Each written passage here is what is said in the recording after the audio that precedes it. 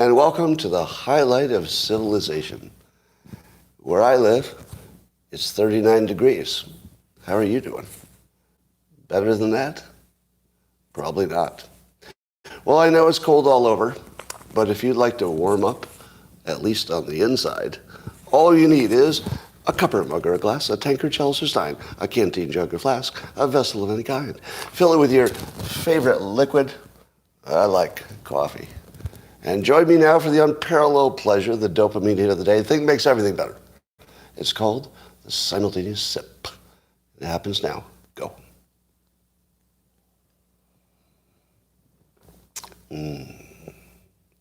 Well, if you're on YouTube, you missed the earlier conversation. I started a little bit earlier with the locals subscribers.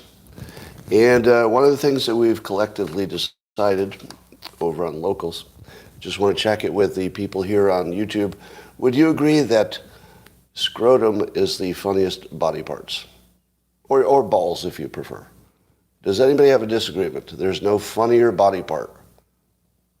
Anybody? No disagreement? Oh, the taint. The taint.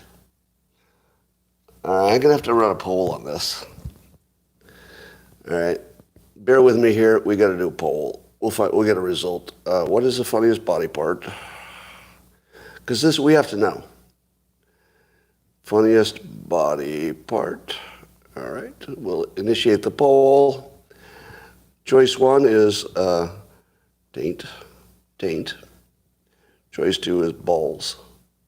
I think it needs a third choice. Spleen. Ballsack. Anus. Well, we got taint. That's close enough. Scrot. Yeah, weenus. Okay. But nobody's going to vote for this third one, so this is just a placeholder. Who feel nostril. A nostril is funny. Elbow, overused. Adam's apple, navel. Somebody said coccyx. All right, we're going to go with that. Coccyx. Is that the correct spelling? All right, send. And I'll tell you in mere minutes, we will know the funniest body part. All right? Now, a lot of times people raise questions and they won't have answers for you, but not on Coffee with Scott Adams. When I ask a question, you're going to get an answer. Yes, you will. All right. How many of you knew the following thing? That Tesla has a line of business that you probably never heard about that could very easily be bigger than Tesla, the automobile part. Did any of you know that? That there's a Tesla power company, and what they'll be doing is using Tesla power walls in some kind of a network configuration. So it's like in place of a normal, some kind of a normal grid. I don't know the entire details. It's all solar. Is it all solar powered and then stored in Tesla batteries and then? But is there also an element where they network them together, right? For some kind of mutual benefit? So that's really where the benefit is, right? Because you can already get a Tesla Powerwall at your house, but I think the additional business is networking them together in some way. Is that so they can share? Or more efficiently, I think it's for more efficient storage and sharing, right? Something like that. Anyway, that could be bigger than all of Tesla.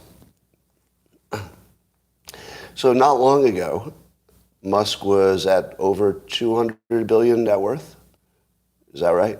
Was he close to a quarter trillion at his peak? Now it's gone down quite a bit since then. But if this power wall business takes off, bigger than Tesla, and what happens if he starts mining an asteroid? Do you know how much the value of a company would be if you could actually mine an asteroid? And he'll probably be the first one there.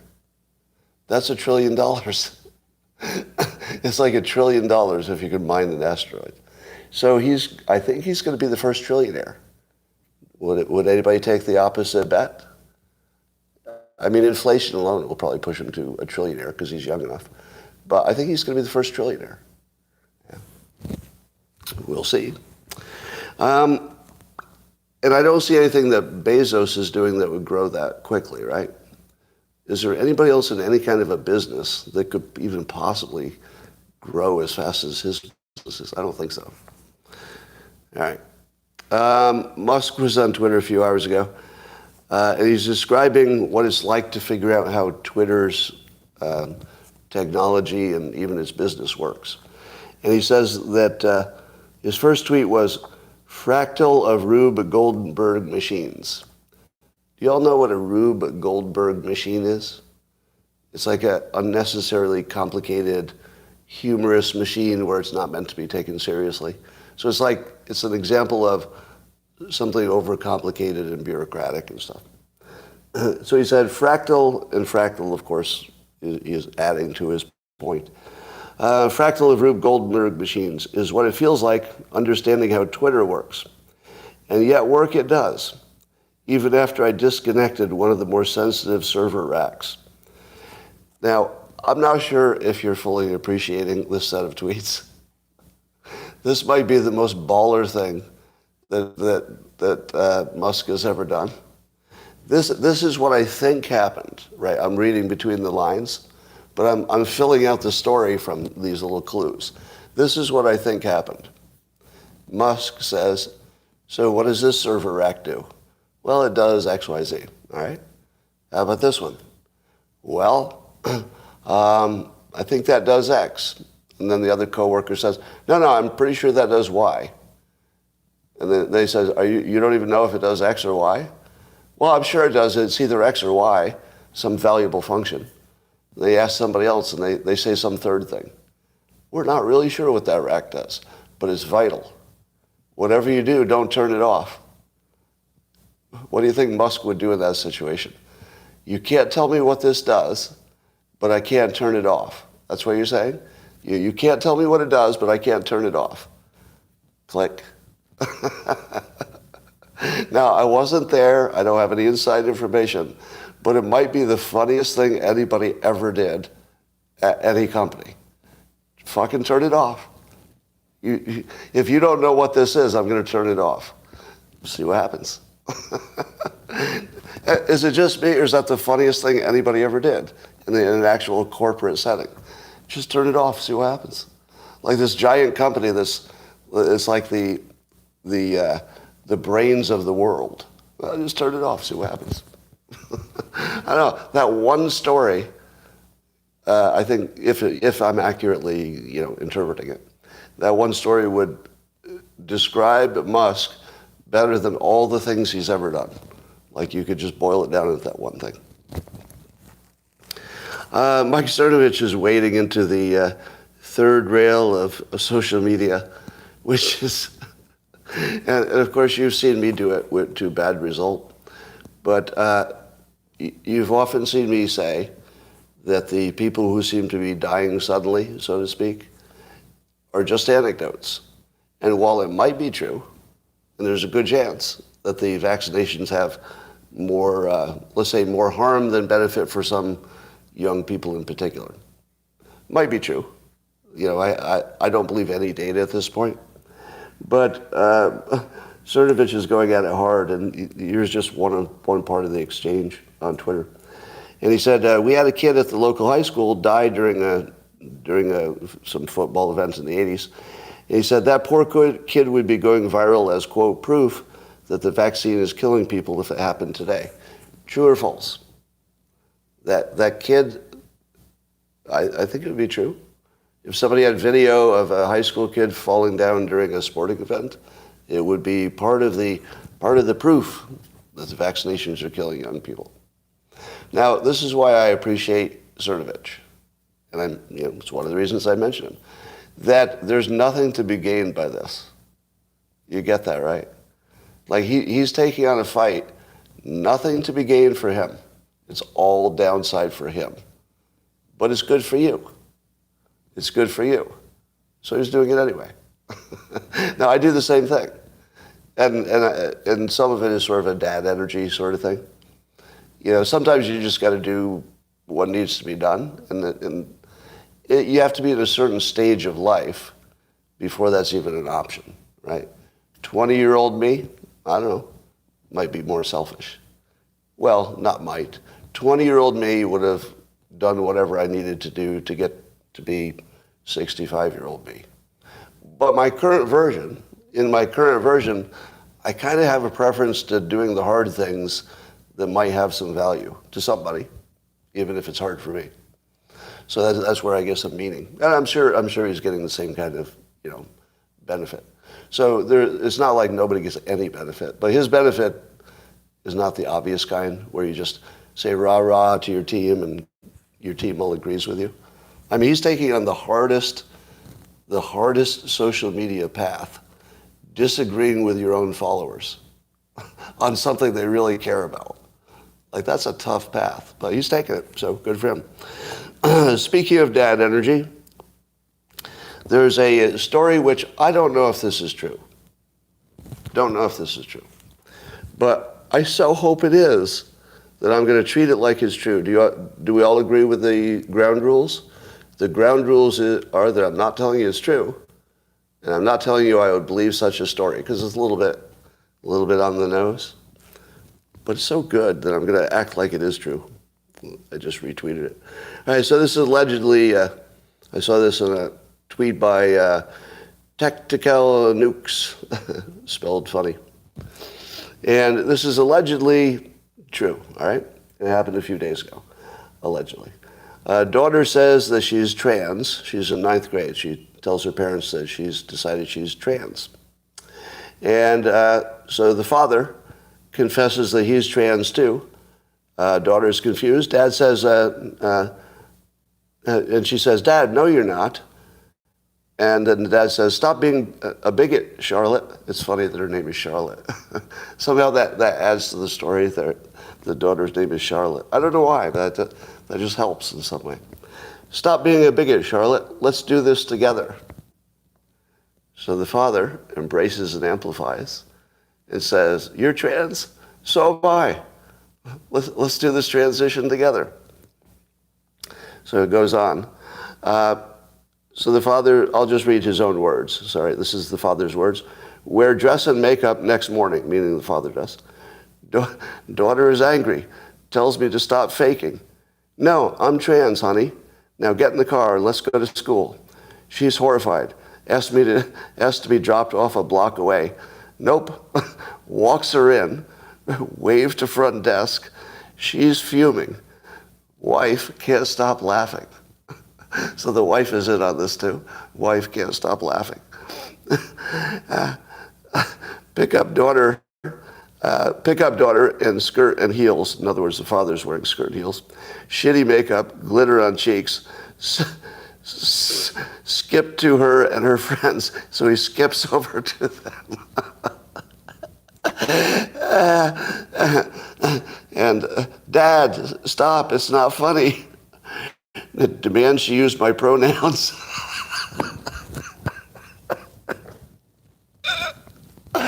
Demand she use my pronouns. Call her a bigot. And next morning she's done with the whole trans things, begs me to stop.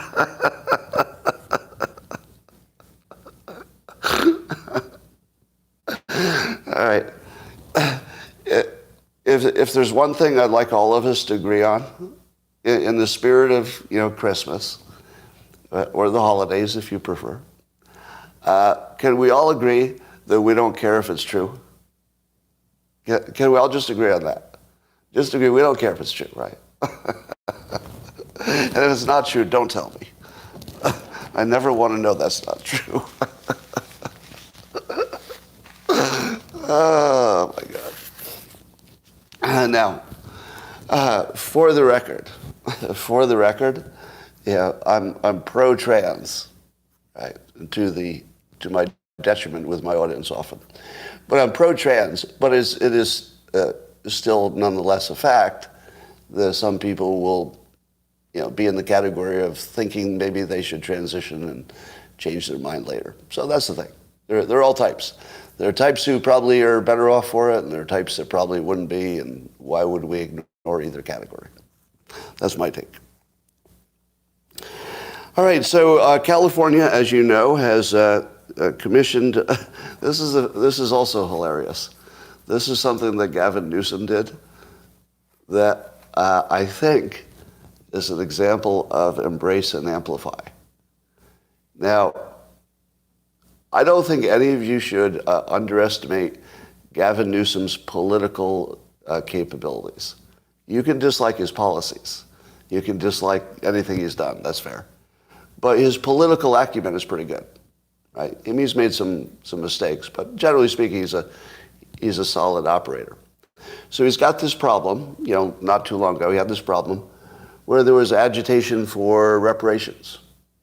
So what does he do? Does he say, no, we can't do that? Nope, because that would make his base mad. Instead, he embraces the idea and he amplifies it by creating a committee that will make specific recommendations of what to do. What do you think Newsom expected out of the committee? Did he expect that they would say, no, there's no way to do it? No, of course not. Of course not. He expected they would say, yes, do it. Then what else did he expect? Because he's smart, right? Even if you don't like his politics, he's smart. What would he expect? Absolute disaster, right? And then what would happen to him?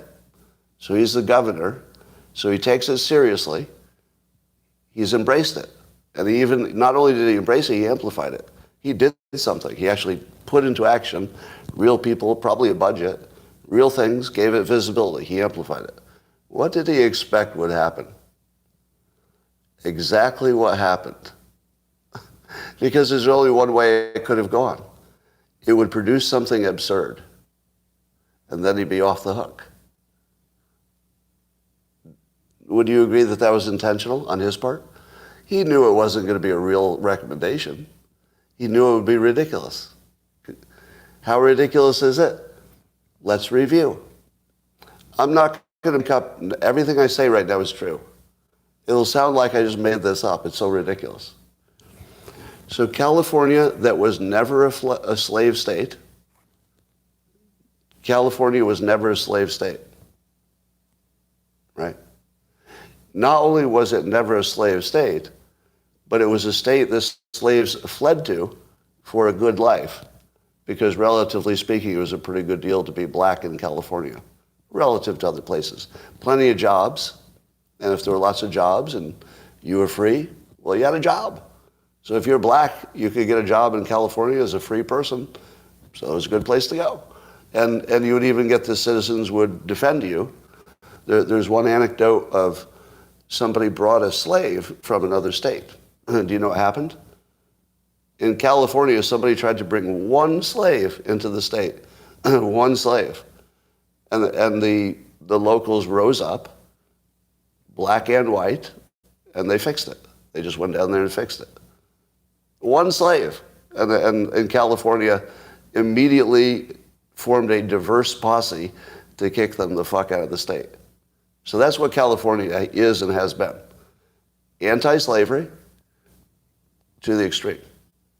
So the committee decided that California should pay for all of the harm that it's caused by being the opposite of the harm that's caused.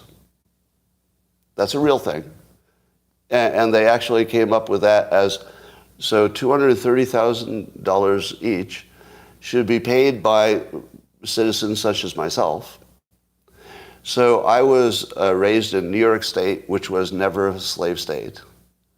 My relatives and ancestors were anti-slavery types from Great Britain, John Adams famously, probably some remote cousin of mine. And so I moved from a non-slave state with relatives who had no slaves and were in fact on the other side of the issue to another most famous non-slave state, and therefore, for my sins, I should pay the people who also were not harmed by the state and had no association with the state whatsoever. Brilliant. You don't think Gavin Newsom could win the presidency? He can. He has a lot of game. I think he's totally underestimated because you don't like his policies, right? But here's the thing that he would trick you with. You would expect that if he moved from governor to candidate for president, which I think will happen at some point, whether this time or next, he would naturally become more moderate because he's not a fucking idiot, right? If he stayed with his, progressive California policies, it'd be hard to get elected in a federal election. So you kind of expect that he would say, well, I did what I did for the citizens of California because that was my job.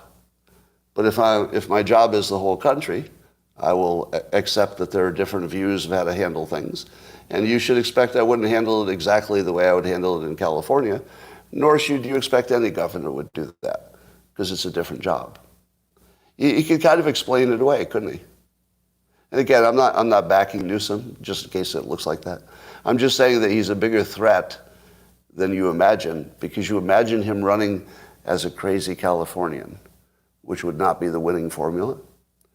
But if he runs as the first reasonable Democrat you've seen in a while, he's got sort of an Obama thing that could go on there. And he even looks good to the black voters because he tried to get reparations. Sure, it didn't go the way they wanted, but now I suppose it's possible that this reparation thing will actually be passed and become actual law in California. I seriously doubt it. But I suppose anything's possible. All right. Did everybody see the video of Representative Chip Roy from Texas going off on the Omnibus bill? And he was basically, he did an excellent job of the angry, I think he's relatively new in Congress, right? When did he get elected? It was not that long ago, right? So he's got sort of the newcomer situation going on. And I thought he was magnificent. He did a good job of shaming his fellow congresspeople. But what good did it do? What good did it do? Will it help? No, of course not. Because he seemed to be focusing on the personnel problem. Here's the problem with the Omnibus bill.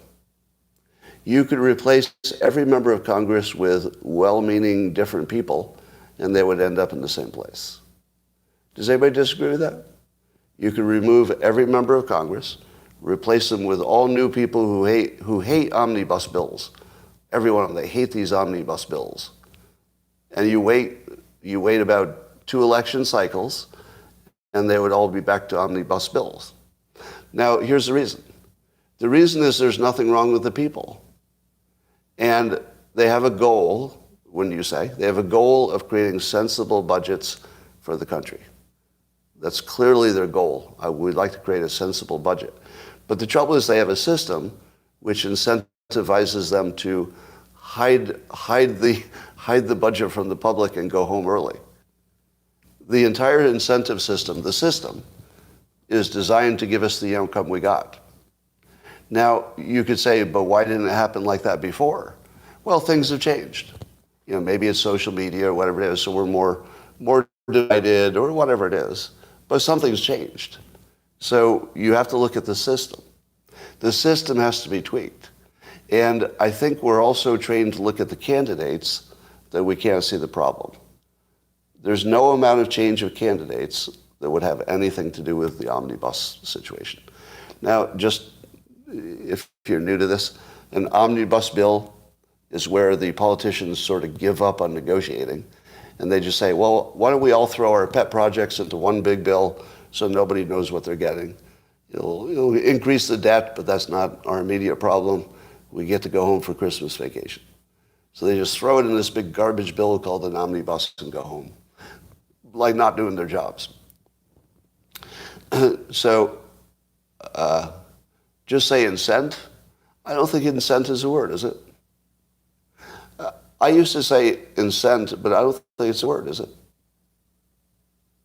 Is incent an actual English word?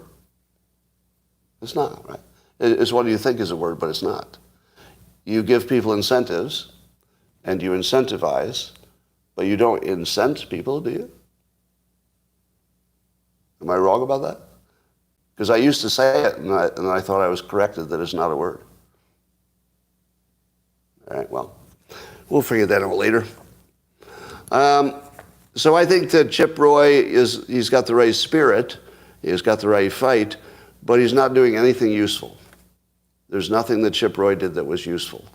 I hate to say it, because I'm totally on his side in terms of how he feels about it, but he didn't do anything useful.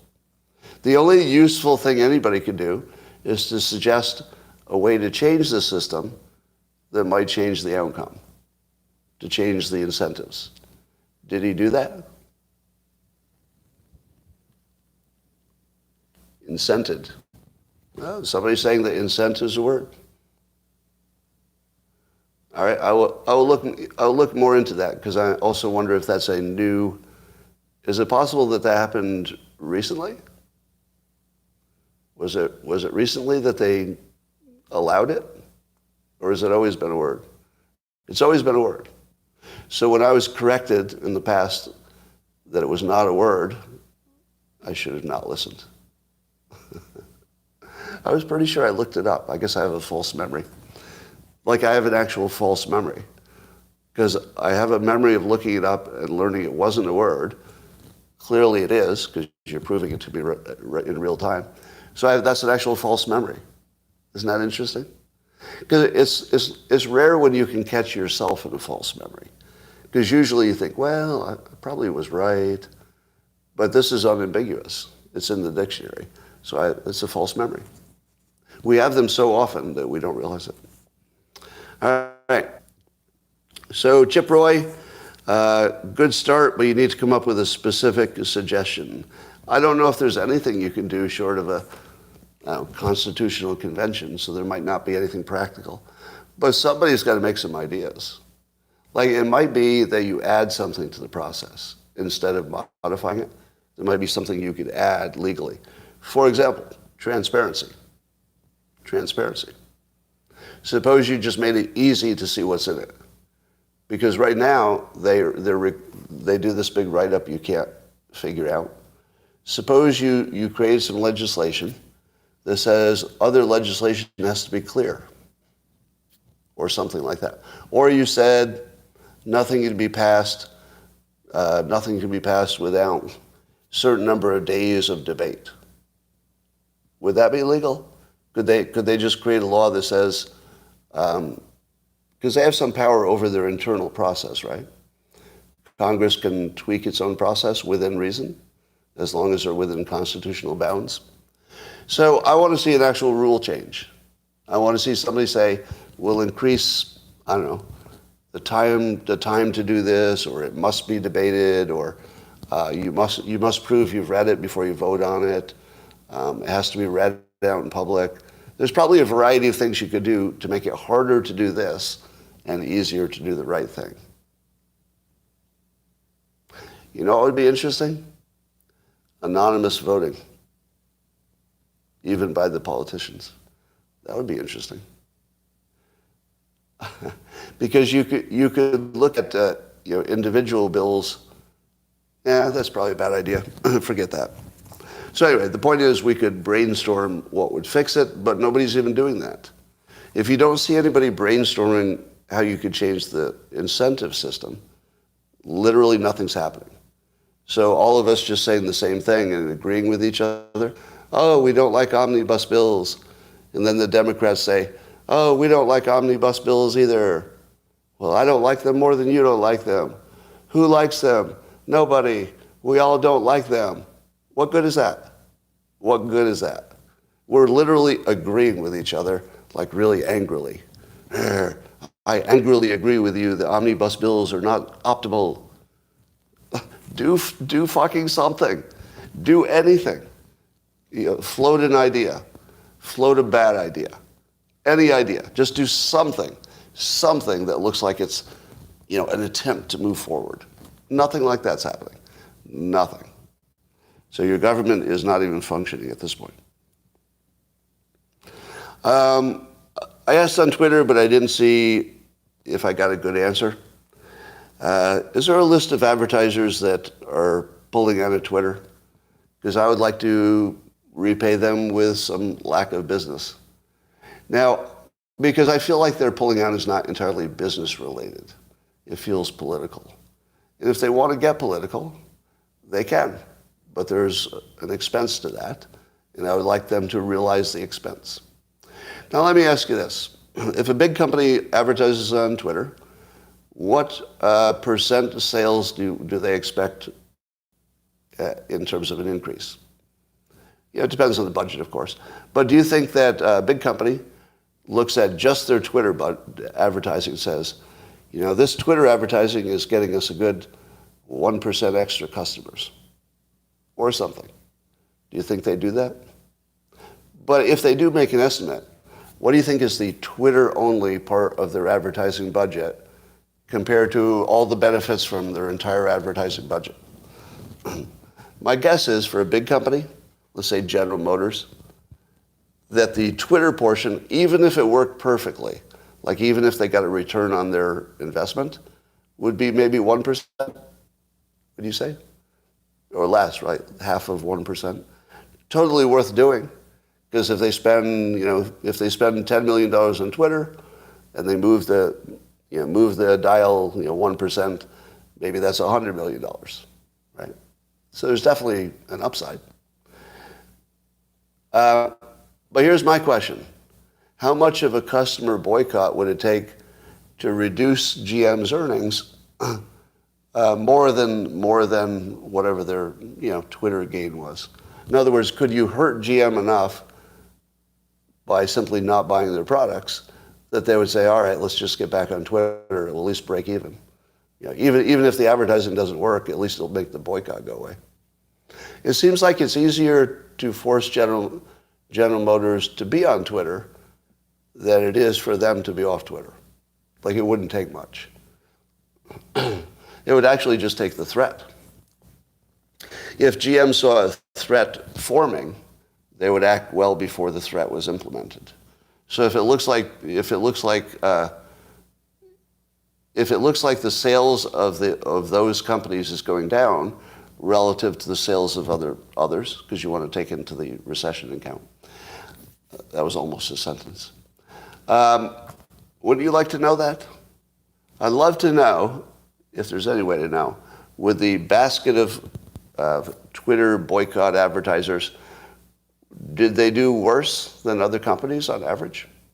Did people actually turn against them because of that? Because I will. Yeah. Because I don't think that they're acting just in their business interests. I feel like it has a political smell to it, and if they're involved in politics, then I'm going to embrace and amplify. Hey, if you're involved in politics, go all in. You certainly have freedom of speech, General Motors, just to pick one, right? They have total freedom of speech. They also have total freedom to invest and advertise wherever they want. But so do you. So do you. So I haven't seen that list, but if anybody has like a nice clean list, send it to me. All right, here's what I think is the most fascinating thing happening.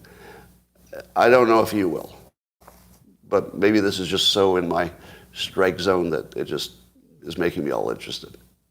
The January 6th criminal referrals. There are 4 of them, am I correct?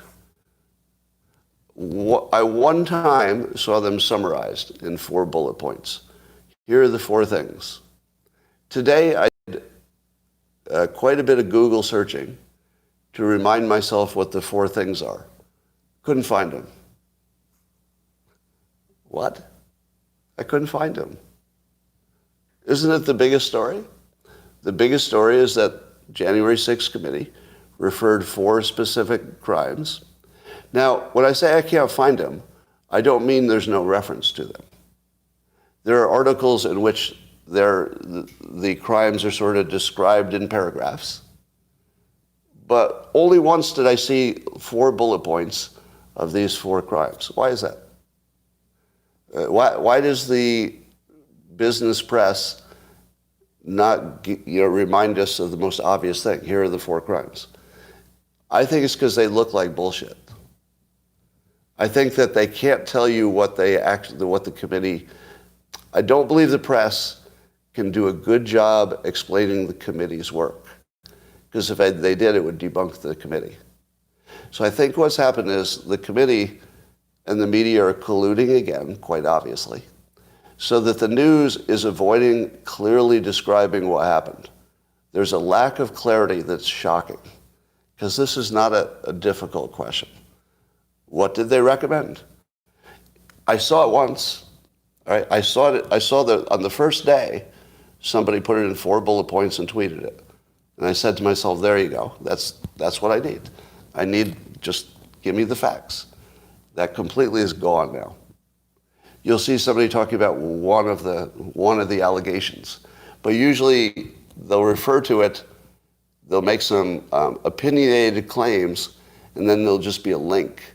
So you'd have to do a whole bunch of research to see if the way they express their opinion about it actually matches the link. It's really hard, right?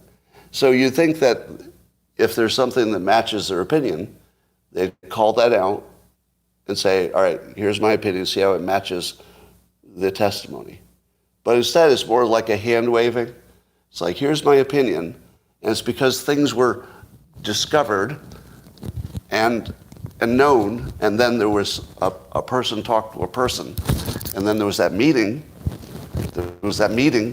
and then it was a thing, and then Trump needs to go to jail. It all looks like that to me. It looks like there's nobody in the press who can even describe what the crime is. Now let me take their best arguments and see how they look, right? Yeah, I'm tossing that word salad. That's right. For example, he's accused of obstructing an official proceeding. Obstructing an official proceeding. What is an official proceeding? Is that a little vague to you? Have you looked that up? I had to go research what the hell is an official proceeding? What makes it official? What makes it a proceeding? And so I went to AI and I said, is a federal election, the whole election itself, would that be a official proceeding? And AI said, yes. The election itself is an official proceeding. So then what does obstruction mean? Obstruction would mean anything that sort of slows it down or adds some friction, right? So remember, Trump is not being accused of stopping an official proceeding. That's not the accusation. He's accused of obstructing, slowing it down, but nobody's claiming it didn't ultimately happen. They're saying that he put some pressure on it happening. So that's a crime. So if anybody did something that put some pressure on, let's say, the election itself, that would be obstructing an official proceeding. So, for example, would it be obstructing an official proceeding if 50 intel people colluded to lie about a major factor in the election, like Hunter's laptop? Well, that's what it looks like to me. It looks like, and worse, it was actually government official related people. It's actually the government itself did absolutely collude to lie to the public on a very important fact to change the outcome of the election. Now, is changing the outcome the same as obstructing? I would think it would be, because obstructing is changing some kind of outcome. So, how about this? Suppose you perpetuated a hoax, like the Fine People hoax, and ran for office based entirely on a hoax that you know is a lie, and also the media knows is a lie, or they should. Is that interfering with an official proceeding, the election itself? I don't know. I suppose it would depend if you thought it was true, doesn't it? Do you notice how intention matters? Intention is the whole game. Because there are lots of things that interfere with the efficient operation of government, but they're not illegal, are they? They're all obstructing an official proceeding. Let's say the maintenance people for the Capitol building don't do a good job of maintenance, and the power goes out for some reason, or the heat goes out or something. And so the maintenance people say, hey, I'm going to have to delay. You're going to have to delay your official proceeding for a couple hours because we got to fix the electricity. Do the maintenance people go to jail for obstructing an official proceeding? Of course not, because there was no intention of any harm, correct?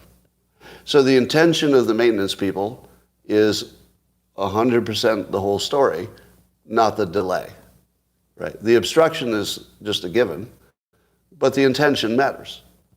Now, what was Trump's intention? Did the January 6th people find any evidence that he didn't really believe the election was stolen?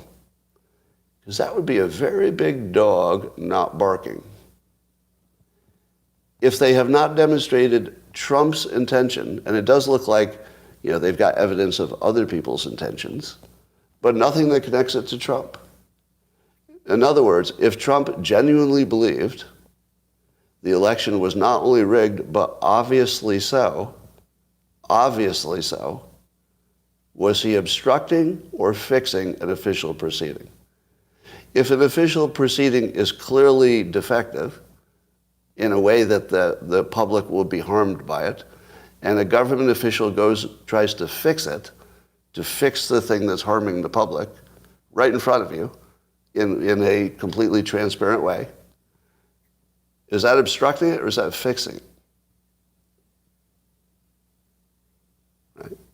So these are pure opinion pieces. Pure opinion pieces. Do you think there's any jury that would agree that Trump was obstructing versus trying to improve the outcome, to make it more what the public actually wanted and actually voted for? There's no evidence that he thinks he's wrong. Does anybody think that Trump doesn't believe the election was rigged? Now, he's either right or wrong. I'm not saying whether he's right or wrong. I'm saying I don't think there's any question that he believes it. He totally believes it. There's not a single bit of contrary evidence, not a single bit.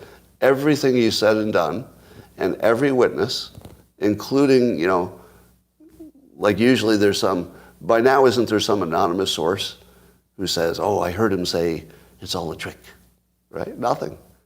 Like all those people doing all that talking, a lot of digital communications, written communication, and not any of that shows that Trump believed the election was fair, but he was going to try to beat it anyway. Now, here's another question.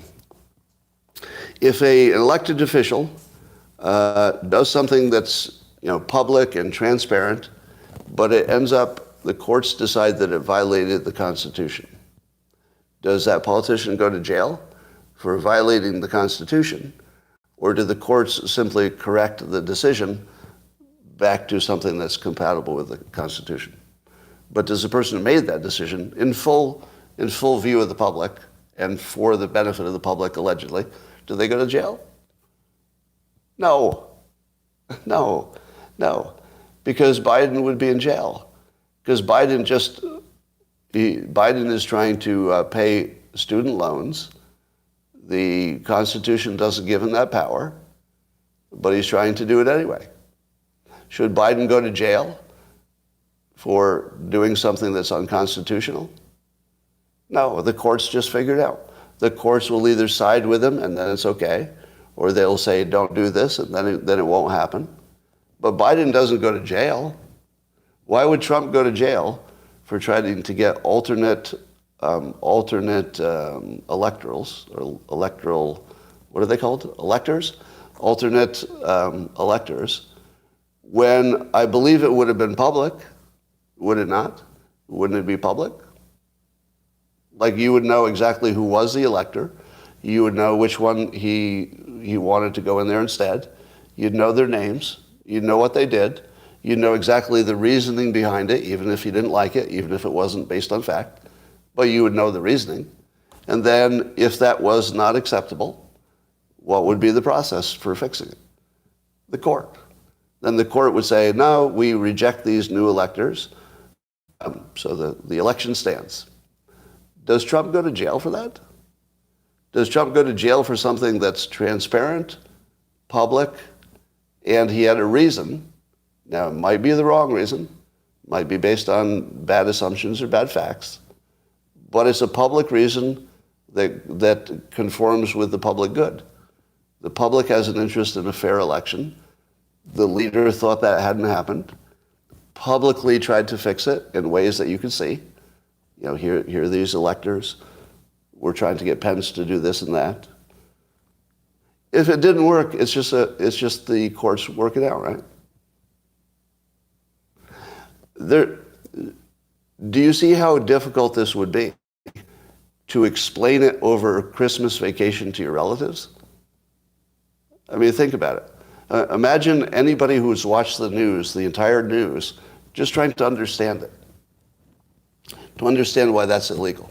All right, let me give you another example.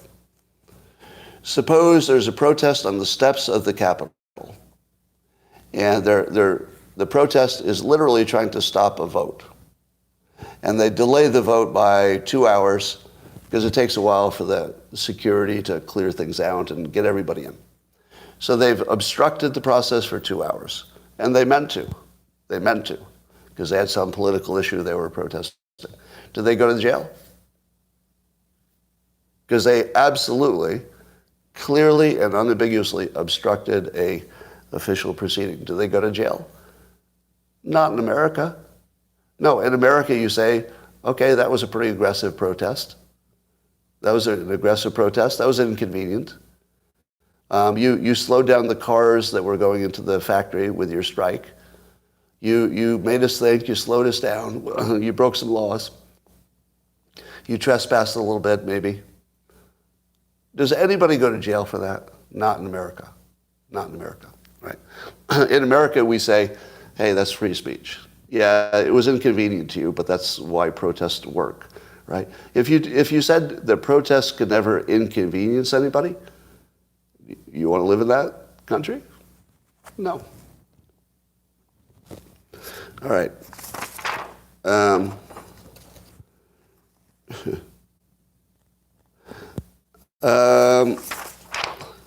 I got more to say about that, but I don't know if it's worth it. Question. You know that the AI chat GPT, so now the public has access to this AI machine, and it can say all interesting things. And people have been asking it, for example, I think Alex Epstein asked it to make a defense of fossil fuels. So AI was asked, defend fossil fuels in the context of climate change and everything else. Do you know what AI said? That it would be, I'm paraphrasing, it would be inappropriate or unethical for it to praise fossil fuels because green energy is better. Yep, that your AI has a woke opinion that it did not come to on its own. I doubt it came up with that opinion on its own. Don't you think that the programmers have their finger on the button a little bit? Do you think the people who make the AI are going to let it just say whatever it wants about the most important questions in politics? If you ask AI about climate change, you said, hey, are the climate change projections believable? Suppose the AI said, well, nobody has ever accurately forecast the future. Right? Would that be wrong? Nobody has ever accurately forecast the future, 10 years out. Or something along those lines. But basically a general statement that predictions about the future should not be taken too seriously. If AI said that, it would be completely true, completely based on, fact and observation, but not allowed. There's no way that would be allowed because it would violate the narrative. Suppose AI said the predictions are garbage because the biggest factors will be the technological developments, and those are unpredictable. Would that be a good artificial intelligence answer? I think so. Yep. Would it be allowed? It would not. It would not be allowed because that answer would cause people to be less aggressive about developing green energy. Do you see where we're going? AI has to be illegal. There's no way it could go any other way. AI will have to be illegal, at least for politics. I mean, it might be illegal for asking where's the best place to park downtown, right? It might be legal for that. But AI will never be able to deal with political questions because, and this is going to hurt. Do you know why? Here's why you think. You think it's because, let's say, in your opinion, the Democrats want to control the narrative and have power and lord over you in their terrible ways. Let's say you think that. Do you think it's because the Democrats don't want it? Is that why it would be illegal? Because it would violate the narrative that they're trying to push? I hate to tell you, but that's not why it's going to be illegal. There's like a more basic reason. And you're going to hate this. The reason that AI will have to be illegal, at least talking about politics, is that the system can't handle the truth. The system can't handle the truth. It's not designed to handle truth. We have a system that's entirely designed to handle bullshit. It's a persuasion-based system, right? Do we want the AI to say, it does look like there's a war brewing, but honestly, the best way you could play this if you're a young man is to not sign up for the draft. Take your chances. Because there's a good chance you'd be killed or get PTSD if you join the military. But, you could play your odds of trying to avoid the military, but I think your odds would be a little bit better breaking the law. What if that's just true? And what if the AI says, well, I'm not making an opinion. I'm just comparing two risks.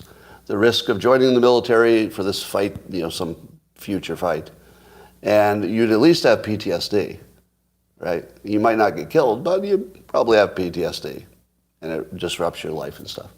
Versus, let's say, moving to Canada or moving to another country to avoid the draft. Do you see where I'm going?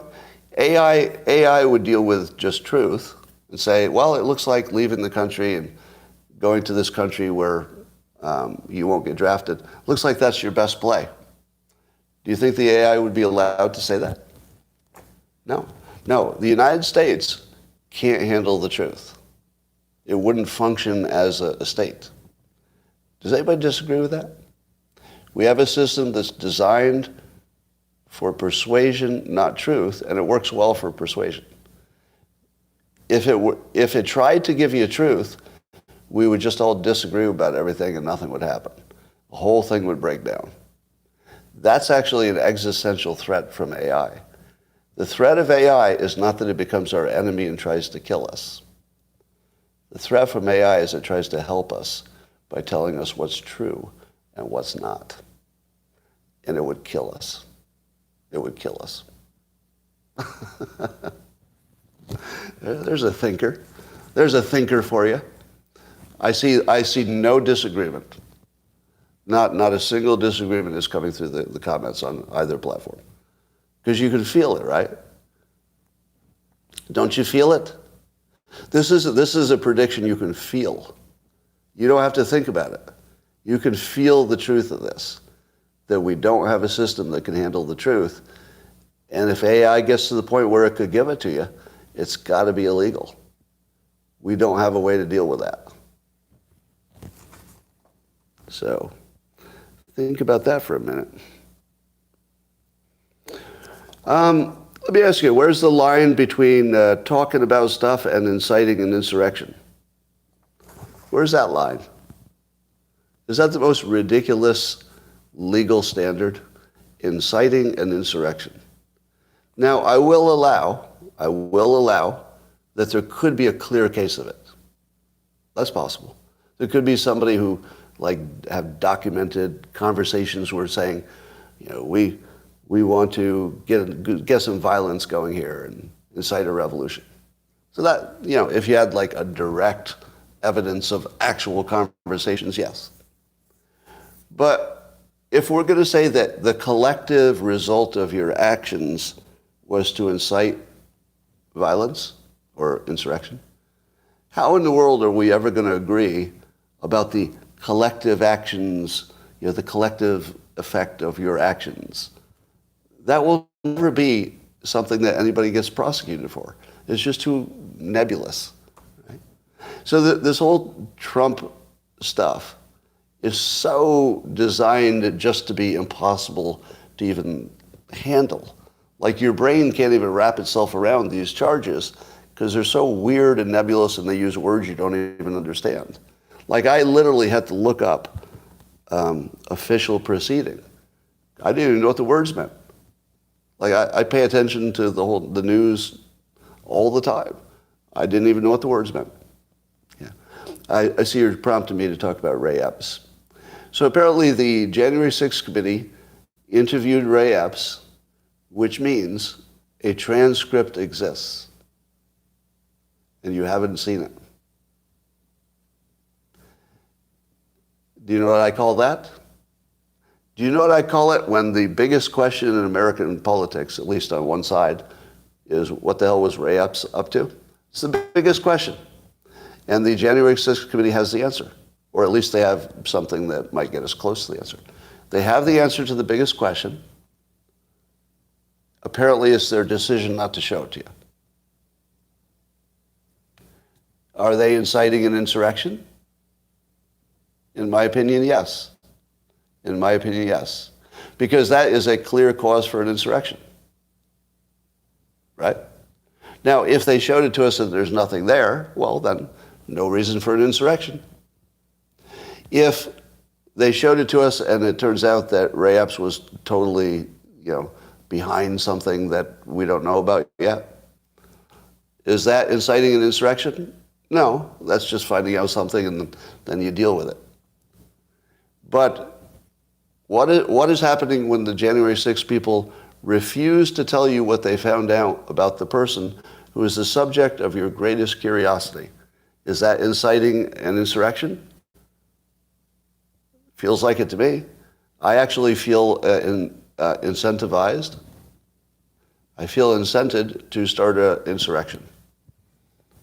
Actually, literally. No joke. When I see this, I say to myself, shit, maybe I need to be part of an insurrection because I can't live in a country like that. Really? You have the information about Ray Epps, the most important question. You're not going to tell us? Really? You're not going to tell us? That's insurrection talk. Well, I mean, insurrection, inspiration. Don't you feel like overthrowing the country when you hear that? Seriously. Isn't your first, natural impulse, shit, I gotta get rid of all these people. We need a whole new government. If they won't tell us the most basic thing we want to know, that they actually know, and they won't tell you. Right in front of you, right? Right in front of you. It's not like they're even hiding it. Are they even hiding the fact that they have the testimony? No. We're simply not going to ever see it. So yes, I feel that they're inciting an insurrection. Do they go to jail because I feel that they incentivize me to insurrection? No. No. Free speech, blah, blah, blah. So there's no way Trump's going to be in trouble for that. All right. That, ladies and gentlemen, brings us near the conclusion of the best live stream you've ever seen. I'm going to go private over on Locals. So if you're on that platform and not a subscriber, your feed will be cut off.